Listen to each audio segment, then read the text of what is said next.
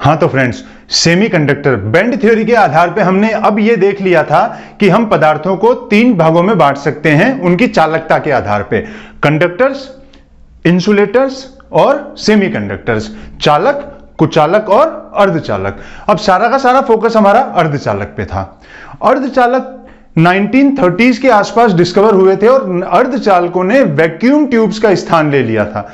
दोस्तों, vacuum tubes जो थी वो यूनिडायरेक्शनल करंट को उत्पन्न करती थी, जनरेट करती थी, ठीक है। लेकिन वैक्यूम ट्यूब्स की काफी कमियां थी, काफी सारी उनके ड्रॉबैक्स थे। उनका आकार बड़ा था, उसमें हीटिंग इफेक्ट होता था, वैक्यूम क्रिएट करना पड़ता था, ठीक है। और जो इलेक्ट्रॉनिक हमारे इंस्ट्रूमेंट होते थे, जैसे आजकल के मोबाइल फोन्स हैं, लैपटॉप्स हैं, ठीक है, या सेंसर्स हैं, उनकी साइज काफी छोटी है। और उस टाइम पे जो टेलीविजन होते थे या जो भी कंप्यूटर्स होते थे, उनकी साइज काफी बड़ी होती थी। क्यों? क्योंकि वहां वैक्यूम ट्यूब्स काम में ली जाती थी। तो वैक्यूम ट्यूब्स की जगह सेमीकंडक्टर्स लेने जा रहे थे। तो आप लोगों के लिए एक बिल्कुल नया कॉन्सेप्ट है, ठीक है। तो सेमीकंडक्टर्स के ऊपर सारा का सारा फोकस रहने वाला है। दोस्तों, सेमीकंडक्टर्स में बहुत सारी प्रॉपर्टीज थी। अब प्रॉपर्टीज, और उसमें से दो प्रॉपर्टी इंपॉर्टेंट प्रॉपर्टीज थी। कौन कौन सी? देखिए, पहली, can control the number of charge carriers. अब अभी तक आपने कंडक्टर्स में देखा था कि चार्ज कैरियर केवल इलेक्ट्रॉन्स होते थे, लेकिन यहां पे पूरा का पूरा फिनोमिनन अलग है, यहां पूरी की पूरी फिजिक्स अलग है। तो सेमीकंडक्टर्स में जो चार्ज कैरियर हैं वो होते हैं इलेक्ट्रॉन्स और होल्स, ठीक है। होल्स के बारे में आगे धीरे धीरे हम डिस्कस करेंगे। होल्स पॉजिटिव चार्ज आयंस होते हैं ये, ठीक है।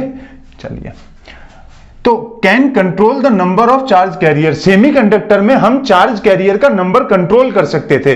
तो ये तो हम कंडक्टर में भी कर सकते थे, लेकिन यहां हम कर सकते हैं विदाउट एनर्जी लॉस, बिना किसी एनर्जी लॉस के। और चार्ज कैरियर का नंबर हम कंट्रोल कर सकते हैं। दैट मीन्स हम कंट्रोल कर क्या कर सकते हैं? कंट्रोल कंडक्टिविटी, ठीक है। तो हम चार्ज कैरियर का नंबर कंट्रोल करके कंडक्टिविटी कंट्रोल कर सकते हैं विदाउट एनी एनर्जी लॉस। यह सेमीकंडक्टर की फर्स्ट और इंपॉर्टेंट प्रॉपर्टी थी। और सेकंड प्रॉपर्टी थी सेमीकंडक्टर की कि कैन कंट्रोल डायरेक्शन। मींस यहां पे हम यूनी डायरेक्शनल करंट ले सकते हैं। अब what is the meaning of unidirectional current? देखिए, मैं आपको बताता हूं। कंडक्टर्स में क्या होता है, इधर देखो। कंडक्टर्स में क्या होता है, मान लो ये कोई कॉपर की रॉड है मेरी, ठीक है। ये लेफ्ट सिरा है इसका और ये राइट सिरा है। यहां से मैंने करंट फ्लो की लेफ्ट टू राइट, तो फ्लो हो जाएगी। और मैंने करंट यहां से फ्लो की राइट टू लेफ्ट, तो भी हो जाएगी, ठीक है। लेकिन सेमीकंडक्टर्स में क्या होता है, यहां अगर मैंने सिलिकॉन या जर्मेनियम की कोई रॉड ली, ठीक है, ये इसका लेफ्ट सिरा है, ये इसका राइट सिरा है। और अगर मैं चाहता हूं कि मेरी करंट सिर्फ मुझे लेफ्ट टू राइट मिले, राइट टू लेफ्ट नहीं, तो यह पॉसिबल है सेमीकंडक्टर्स के केस में। मतलब यूनिडायरेक्शनल, एक दिशा में करंट मिल सकती है मुझे सेमीकंडक्टर्स में, जबकि कंडक्टर्स में मुझे दोनों डायरेक्शन में करंट मिलेगी। यहां हम करंट की डायरेक्शन को कंट्रोल कर सकते हैं, यूनिडायरेक्शनल करंट मिलती है मुझे। ये दो इंपॉर्टेंट प्रॉपर्टी थी सेमीकंडक्टर्स की, इसलिए सेमीकंडक्टर्स को ज्यादा से ज्यादा इस्तेमाल किया जाने लगा। और कुछ एक एडवांटेजेस थे ओवर वैक्यूम ट्यूब्स। वो एडवांटेजेस क्या थे सेमीकंडक्टर्स के? पहला एडवांटेज था शॉर्ट साइज को शॉर्ट कर दिया था, छोटा आकार कर दिया था, दूसरा, जो कंडक्टिविटी लाने के लिए एनर्जी देनी पड़ती थी उसका लेस अमाउंट देना पड़ता था, less amount of heat, light, voltage etcetera. यहां जैसे वैक्यूम ट्यूब में जब मुझे कंडक्टिविटी चाहिए थी तो मुझे ज्यादा हीट, ज्यादा लाइट, ज्यादा एनर्जी देनी पड़ती थी, लेकिन यहां सेमीकंडक्टर के केस में एक तो उनकी साइज छोटी हो गई थी वैक्यूम ट्यूब की अपेक्षाकृत, और दूसरा less amount of heat, light या वोल्टेज मुझे चाहिए था। तीसरा, नो रिक्वायरमेंट ऑफ वैक्यूम, मुझे वैक्यूम की कोई रिक्वायरमेंट नहीं थी सेमीकंडक्टर्स के केस में, ठीक है। तो कुछ एक एडवांटेजेस थे और कुछ एक प्रॉपर्टीज थी सेमीकंडक्टर्स की जिसने वैक्यूम ट्यूब का स्थान बहुत जल्दी ले लिया और बहुत तेजी से प्रयोग होने लगे, ठीक है। तो आइए अब मैं देखता हूं क्लासिफिकेशन ऑफ सेमीकंडक्टर्स या बाइफरकेशन, वर्गीकरण सेमीकंडक्टर का कैसे करते हैं और हम काम में कैसे लेते हैं सेमीकंडक्टर्स को, कौन कौन सी फॉर्म में हमारे ज्यादा काम आती है सेमीकंडक्टर्स की। आप चाहें तो स्क्रीन को पॉज करके और ये चीजें नोट डाउन कर सकते हैं और उसके बाद में वापस स्क्रीन आपकी ऑन कर सकते हैं, ठीक है। चलिए, तो अब मैं देखता हूं बाइफरकेशन सेमीकंडक्टर्स का। तो दोस्तों, सेमीकंडक्टर्स का बाइफरकेशन मेनली हम दो प्रकार के सेमीकंडक्टर पढ़ेंगे। पहला है इंट्रिंसिक या शुद्ध या नेज, और दूसरा हम पढ़ेंगे एक्सट्रिंसिक या अशुद्ध। इसके अलावा भी एक बाइफरकेशन होता है, मैं आपको यहां बता देता हूं, कंपाउंड सेमीकंडक्टर। और कंपाउंड सेमीकंडक्टर में भी दो सेमीकंडक्टर होते हैं, एक तो होता है इनऑर्गेनिक और एक होता है ऑर्गेनिक। इनऑर्गेनिक के एग्जांपल है गैलियम आर्सेनाइड, ठीक है, इंडियम फॉस्फेट, और ऑर्गेनिक के एग्जांपल है एंथ्रासीन, पॉलीएनिलीन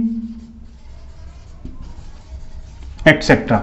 तो ये कंपाउंड सेमीकंडक्टर कहलाते हैं। कंपाउंड सेमीकंडक्टर में इनऑर्गेनिक में गैलियम आर्सेनाइड हो गया, इंडियम फॉस्फेट हो गया, और इनऑर्गेनिक में, और ऑर्गेनिक में हो गया एंथ्रासीन और पॉलीएनिलीन।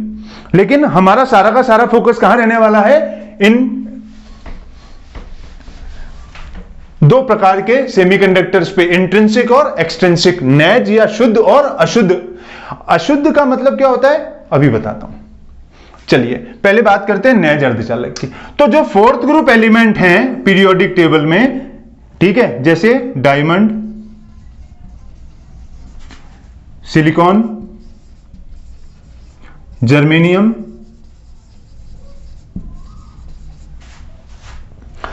ये फोर्थ ग्रुप एलिमेंट हैं, ये प्योर फॉर्म में काम में लिए जाते हैं। अब मैंने आपको बताया है वीडियो में कि ये कंडक्शन बैंड होता है, ये वैलेंस बैंड होता है, और ये बीच में होता है फॉरबिडन एनर्जी गैप, ठीक है। और फॉरबिडन एनर्जी गैप को पार करके जब इलेक्ट्रॉन कंडक्शन बैंड में पहुंचता है तो मुझे कंडक्टिविटी मिलती है। तो फॉरबिडन एनर्जी गैप की वैल्यू ज्यादा नहीं होनी चाहिए। इंसुलेटर्स में ये 5 इलेक्ट्रॉन वोल्ट की होती है, तो डायमंड के लिए भी जो एनर्जी गैप का वैल्यू आई ना, वो थी 5 इलेक्ट्रॉन वोल्ट। तो डायमंड को भी insulator diamond behaves like insulator, तो इसको भी हम काम में नहीं लेते हैं। जो सेमीकंडक्टर के मेजर एग्जांपल है वो है सिलिकॉन और जर्मेनियम। सिलिकॉन के लिए जो फॉरबिडन एनर्जी गैप की वैल्यू होती है वो होती है 1.1 इलेक्ट्रॉन वोल्ट, और जर्मेनियम के लिए जो फॉरबिडन एनर्जी गैप की वैल्यू होती है वो होती है 0.67 इलेक्ट्रॉन वोल्ट। और इलेक्ट्रॉन वोल्ट होता है 1 इलेक्ट्रॉन वोल्ट, मैंने आपको बताया हुआ है 1 electron volt is equal to 1.6 into 10⁻⁻19 joule, ठीक है, चीज समझ रहे हो ना। तो ये प्योर सेमीकंडक्टर है, ये इसी फॉर्म में काम में लिए जाते हैं, इनमें कोई अशुद्धि नहीं मिलाई जाती। लेकिन जब सेमीकंडक्टर्स को काम में लिया गया, ठीक है, मतलब जब इनके इलेक्ट्रॉन वैलेंस बैंड से कंडक्शन बैंड में पहुंचाए गए, तो जो अमाउंट ऑफ हीट दिया गया, जो अमाउंट ऑफ लाइट दिया गया, जो अमाउंट ऑफ वोल्टेज दिया गया, तो मुझे कंडक्टिविटी मिलनी चाहिए थी वो मेरी डिजायर्ड रेंज में नहीं मिली, वो मेरी इच्छा के अनुसार नहीं मिली, कम मिली। मैंने एक्सपेक्ट ज्यादा किया, मुझे मिला कम। क्या हुआ? दुख। चीज समझना, यहां पे इंट्रिंसिक सेमीकंडक्टर था, शुद्ध अर्धचालक है सिलिकॉन और जर्मेनियम, जिनमें मैंने कंडक्टिविटी ली तो मुझे कंडक्टिविटी कम मिली। तो कंडक्टिविटी बढ़ाने के लिए मैंने दूसरा सेमीकंडक्टर पढ़ा जिसको मैं बोलता हूं अशुद्ध या एक्सट्रिंसिक सेमीकंडक्टर। और अशुद्ध सेमीकंडक्टर क्या था, आइए बताता हूं। तो फोर्थ ग्रुप एलिमेंट में सेमीकंडक्टर्स होते हैं सिलिकॉन और आपका जर्मेनियम मेन। अब यदि इनमें मैं पीरियोडिक टेबल के थर्ड ग्रुप या फिफ्थ ग्रुप, थर्ड ग्रुप के इनके आउटर मोस्ट ऑर्बिट में 4 इलेक्ट्रॉन होते हैं, इनके आउटर मोस्ट ऑर्बिट में 3 इलेक्ट्रॉन होते हैं, इनके आउटर मोस्ट ऑर्बिट में 5 इलेक्ट्रॉन होते हैं। तो मैंने क्या किया कि थर्ड ग्रुप और फिफ्थ ग्रुप की जो इंप्योरिटीज थी, थर्ड ग्रुप बोले तो गैलियम, फिफ्थ ग्रुप बोले तो आर्सेनिक को मैंने सिलिकॉन और जर्मेनियम के साथ बारी बारी मिक्स करके देखा और मेरी कंडक्टिविटी का लेवल क्या आता है, क्या इंट्रिंसिक के बराबर ही आ रहा है। अगर इंट्रिंसिक के बराबर आ रहा है तो मुझे मिक्सिंग की कोई जरूरत नहीं है। लेकिन जब मैंने ये देखा कि गैलियम मिलाने से या सिलिकॉन के साथ या जर्मेनियम के साथ या आर्सेनिक मिलाने से कंडक्टिविटी लेवल बढ़ गया था, तो इसलिए मुझे एक्सट्रिंसिक सेमीकंडक्टर पढ़ना पड़ा। एक्सट्रिंसिक सेमीकंडक्टर काम में आए मेरे। तो अब पढ़ते हैं एक्सट्रिंसिक सेमीकंडक्टर। और एक्सट्रिंसिक सेमीकंडक्टर में जो मोड ऑफ एक्शन है वो आप बिल्कुल अच्छे तरीके से इस पे फोकस करना, 10 मिनट में आपको पूरा का पूरा क्लियर हो जाएगा। और गारंटी दे रहा हूं दोस्तों, किसी यूट्यूब चैनल पे अगर इस तरीके का स्पेसिफिकेशन आपको मिल जाए तो मुझे बताइएगा आप, ठीक है? आप भूलेंगे नहीं इस चीज को जो मैं बता रहा हूं। तो एक्सट्रिंसिक सेमीकंडक्टर में सबसे पहले मैं क्या करता हूं, फर्स्ट मैं मिलाता हूं फिफ्थ ग्रुप एलिमेंट, और फिफ्थ ग्रुप एलिमेंट में मैं क्या मिलाता हूं, आर्सेनिक या आर्सेनिक। तो ये जर्मेनियम है, जर्मेनियम में 4 इलेक्ट्रॉन्स हैं, जर्मेनियम है, जर्मेनियम में 4 इलेक्ट्रॉन्स हैं, जर्मेनियम है, जर्मेनियम में 4 इलेक्ट्रॉन्स हैं, और जर्मेनियम है, जर्मेनियम में 4 इलेक्ट्रॉन्स हैं आउटर मोस्ट ऑर्बिट में। मैंने यहां पे मिलाया आर्सेनिक, आर्सेनिक में 5 इलेक्ट्रॉन्स हैं। तो ये इलेक्ट्रॉन इसके साथ कोवलेंट बॉन्ड बनाया, इसके साथ बनाया, इसके साथ बनाया, इसके साथ बनाया। ये इलेक्ट्रॉन मेरा फ्री इलेक्ट्रॉन है, ठीक है? तो जब मैंने जर्मेनियम में आर्सेनिक मिलाया, तो जर्मेनियम में आर्सेनिक मिलाने से मुझे यहां पे 4 इलेक्ट्रॉन, तो 4 इलेक्ट्रॉन के साथ में मिलकर के स्टेबल हो गए, उन्होंने अपना अष्टक पूर्ण कर लिया, कंफर्ट जोन में आ गए। लेकिन यहां एक इलेक्ट्रॉन फ्री बच गया। तो अब इसको अगर मैं अमाउंट ऑफ एनर्जी देता हूं तो इंट्रिंसिक सेमीकंडक्टर की अपेक्षाकृत यहां मुझे एक फ्री इलेक्ट्रॉन ज्यादा मिल रहा है। तो यहां मुझे अमाउंट ऑफ कंडक्टिविटी जल्दी मिल जाएगी, ज्यादा मिल जाएगी। क्यों? क्योंकि वहां पे अशुद्धि नहीं थी, वहां तो 4 इलेक्ट्रॉन थे मेरे आउटर मोस्ट ऑर्बिट में, यहां 4 के साथ एक और फ्री है। तो वहां जब इलेक्ट्रॉन वैलेंस बैंड से कंडक्शन बैंड में जाता था तो उसको मुझे एनर्जी जो देनी पड़ती थी इंट्रिंसिक सेमीकंडक्टर में, यहां जब मैं कंडक्शन बैंड से वैलेंस बैंड में इलेक्ट्रॉन ले जाऊंगा और जो मुझे एनर्जी देनी पड़ेगी वो एनर्जी यहां मुझे ज्यादा देनी पड़ेगी, यहां मुझे थोड़ा अमाउंट ऑफ एनर्जी कम देनी पड़ेगी। या आप यूं समझ सकते हैं कि यहां मुझे जो कंडक्टिविटी मिलेगी वो थोड़ा लेट मिलेगी, यहां मुझे जो कंडक्टिविटी मिलेगी इलेक्ट्रॉन की वो थोड़ा जल्दी मिल जाएगी, ठीक है? तो अगर मैं ग्राफ से आपको बताना चाहूं, ये अगर वैलेंस बैंड है, ये अगर कंडक्शन बैंड है, तो वैलेंस बैंड से इलेक्ट्रॉन कंडक्शन बैंड में जाना चाहिए और तभी आपको कंडक्टिविटी मिलेगी। लेकिन यहां जल्दी मिल रही है, जल्दी मिल रही है, दैट मींस यहां एक डोनर लेवल है जिसमें इलेक्ट्रॉन आते ही कंडक्टिविटी आपको जल्दी मिल रही है, ठीक है? तो यहां कहीं कंडक्शन बैंड के नीचे कोई डोनर लेवल है जहां इलेक्ट्रॉन एग्जिस्ट करते हैं और आपको कंडक्टिविटी मिल जाती है, ठीक है? अब चूंकि यहां इलेक्ट्रॉन फ्री है, इलेक्ट्रॉन पे नेगेटिव चार्ज होता है, तो नेगेटिव चार्ज के एन को काम में लेकर के इस टाइप के जो सेमीकंडक्टर्स होते हैं उन्हें मैं बोलता हूं एन टाइप सेमीकंडक्टर। समझ गए मेरी बात? तो एन टाइप सेमीकंडक्टर में फ्री इलेक्ट्रॉन्स होते हैं और यहां जो एनर्जी लेवल होता है वो कंडक्शन बैंड के क्लोज होता है, जिसे मैं डोनर एनर्जी लेवल बोलता हूं। डोनर क्यों बोला? क्योंकि यहां इलेक्ट्रॉन फ्री है, इलेक्ट्रॉन डोनेट कर सकते हैं अपन, ठीक है? दाता प्रकार की अशुद्धि बोलते हैं इसको। तो ये जो एनर्जी लेवल, ये जो सेमीकंडक्टर है, ये एन टाइप सेमीकंडक्टर कहलाया। ठीक है, चीज क्लियर रखना माइंड में एकदम। और अब जो मैं सेमीकंडक्टर आपको पढ़ाता हूं, अब यहां पे मुझे क्या करना है, अगर समझ में नहीं आए रिपीट कर लेना, थोड़ा सा फास्ट चल रहा हूं। ठीक है, अगर समझ में नहीं आए कमेंट बॉक्स में डाल देना, थोड़ा स्लो पढ़ाऊंगा। अब मैं दूसरा प्रकार का बना रहा हूं जिसमें थर्ड ग्रुप एलिमेंट की अशुद्धि मिलाता हूं। थर्ड ग्रुप एलिमेंट मतलब गैलियम। गैलियम मतलब ये जर्मेनियम हो गया, इसमें 4 इलेक्ट्रॉन हो गए, ये जर्मेनियम हो गया, यहां 4 इलेक्ट्रॉन हो गए, ये जर्मेनियम हो गया, यहां 4 इलेक्ट्रॉन हो गए, और ये जर्मेनियम हो गया, यहां 4 इलेक्ट्रॉन हो गए। ये गैलियम हो गया, यहां ये इलेक्ट्रॉन और ये इलेक्ट्रॉन, तो इसके साथ कोवेलेंट बॉन्ड बना लिया, कोवेलेंट बॉन्ड बना लिया, कोवेलेंट बॉन्ड बना लिया, यहां पे खाली स्थान है। इस खाली स्थान को मैंने बोला होल।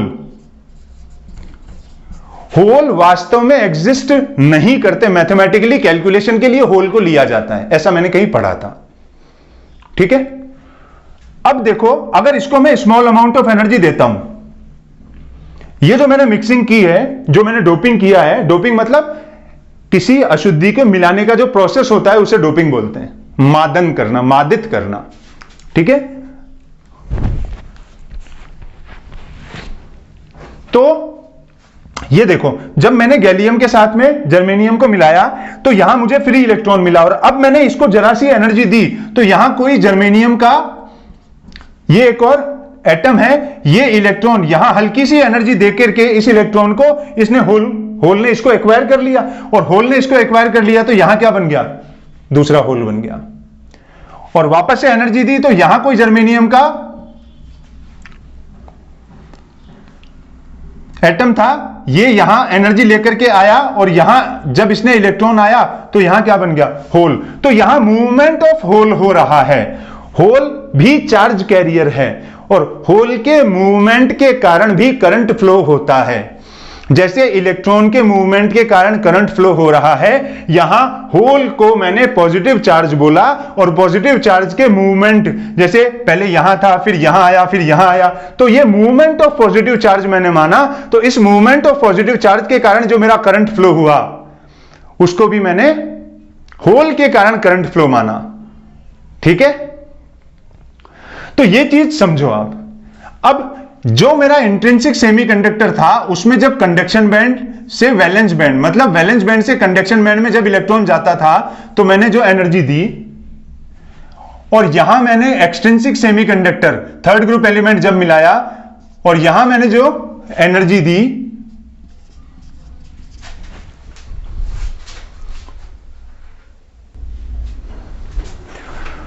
तो दोस्तों गैलियम के केस में जब मैंने गैलियम में जर्मेनियम को मिलाया, तो देखो यहां इंट्रिंसिक सेमीकंडक्टर में जब मैंने वैलेंस बैंड से कंडक्शन बैंड में इलेक्ट्रॉन को जो एनर्जी दी, और यहां थर्ड ग्रुप एलिमेंट मिलाने के बाद में वैलेंस बैंड से इलेक्ट्रॉन यहां कंडक्शन बैंड में गया, तो ये एनर्जी भी इस एनर्जी से कम थी। मतलब स्मॉल अमाउंट ऑफ एनर्जी देकर के मुझे यहां पे कंडक्टिविटी इंट्रिंसिक सेमीकंडक्टर से ज्यादा मिल रही थी।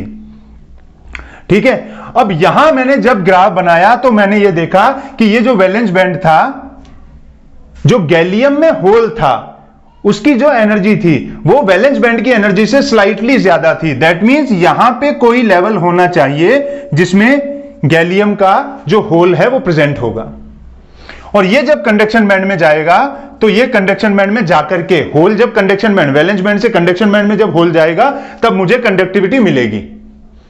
समझे मेरी बात? तो वैलेंस बैंड के नजदीक कोई यहां पे एक लेवल होना चाहिए, और चूंकि यहां पे होल था, इलेक्ट्रॉन एक्सेप्ट करता है, इसलिए इसको एक्सेप्टर या ग्राही प्रकार की अशुद्धि बोला गया। और चूंकि होल पे पॉजिटिव चार्ज होता है, इसलिए इसको मैंने पी टाइप सेमीकंडक्टर बोला। चीज समझे? तो एन टाइप सेमीकंडक्टर में कंडक्शन बैंड के नजदीक डोनर लेवल रहता है, और पी टाइप सेमीकंडक्टर में वैलेंस बैंड के नजदीक एक्सेप्टर लेवल रहता है।